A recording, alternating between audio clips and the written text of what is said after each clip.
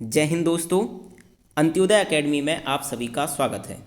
आज का यह वीडियो हाई कोर्ट के एक ऑर्डर पर है जो कि रिट पिटीशन नंबर 23828 से संबंधित है। यह पिटीशन उन विद्यार्थियों द्वारा लगाया गया था जो 2019 की मुख्य परीक्षा पास कर चुके थे, अर्थात 2019 की मुख्य परीक्षा पास कर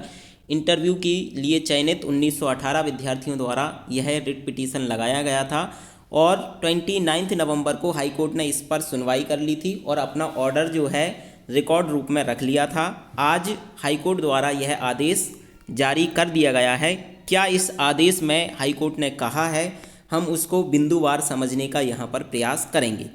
एक बिंदु आपको यहाँ समझ में आ रहा है 26 नंबर का, जो कि फाइनल तरह से आप इस बिंदु को समझ लीजिए, जिसमें लिखा है the entire process of holding special mains examination and interview be completed and finalised within a period of 6 month. इसमें आपको समझ में आ रहा होगा स्पेशल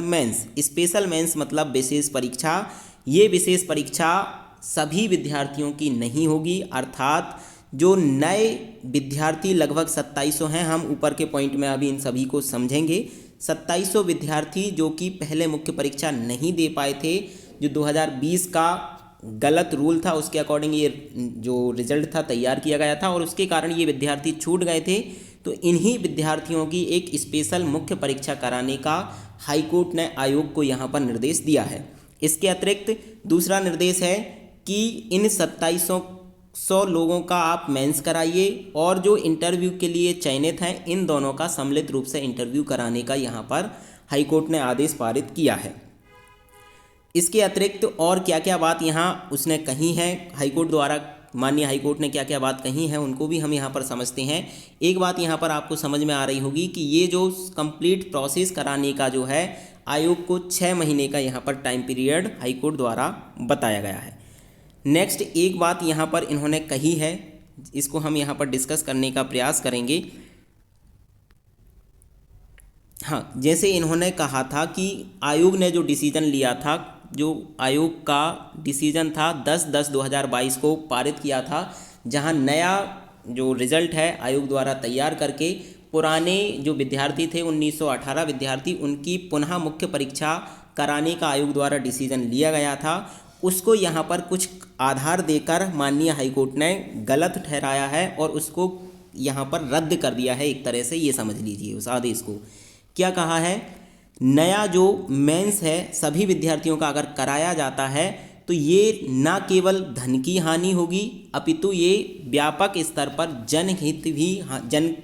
का भी या लोगों की हानि भी यहाँ पर हमें देखने को मिलती है, या उन लोगों के साथ ये अन्याय होगा जो फ्रेश मुख्य परीक्षा जो कि एक सही नियम पर आयोजित की गई थी, मुख्य परीक्षा दी और उसमें पास हुए थे, उनके साथ एक तरह से आप इनजस्टिस या अन्याय कर रहे होंगे। ऐसी बात यहाँ इन्होंने हाई कोर्ट द्वारा कही गई है। इसके अतिरिक्त ऐसे विद्यार्थी जो 2019 की मुख्य परीक्षा पहले दे चुके थे उनकी संख्या कितनी है और फेल हुए थे 8894 उनकी संख्या है। तो इन विद्यार्थी चूँकि इन्हें एक अवसर दिया जा चुका है और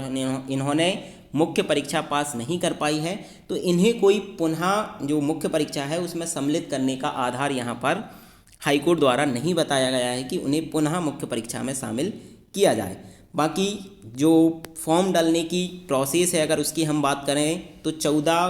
तारीख से 14 दिसंबर से अर्थात कल की डेट से ही आयोग द्वारा फॉर्म भराने की स्टार्ट की गई थी, लेकिन हो सकता है इस आदेश के बाद या तो आज ही 13 दिसंबर अथवा नेक्स्ट डेट 14 दिसंबर में आयोग एक विज्ञप्ति रिलीज़ करके इस आदेश के अनुपालन में नई विज्ञप्ति जारी कर सकता है। बाकी जो आदेश में अभी जितनी मेरी समझ है मैं समझ पाया हूँ उसमें यही लिखा है कि जो विद्यार्थी इस नियम के कारण मुख्य परीक्षा देने से चूक गए थे, सिर्फ उन्हीं विद्यार्थियों की एक स्पेशल मुख्य परीक्षा कराई जाए और जो पूर्व में चयनित विद्यार्थी थे मुख्य परीक्षा में उन्हें यथावत रखकर साथ में दोनों का 6 मंथ के भीतर इंटरव्यू कंप्लीट यहाँ पर कराया जाए। यहाँ वीडियो हमारा समाप्त होगा। जय हिंद, धन्यवाद।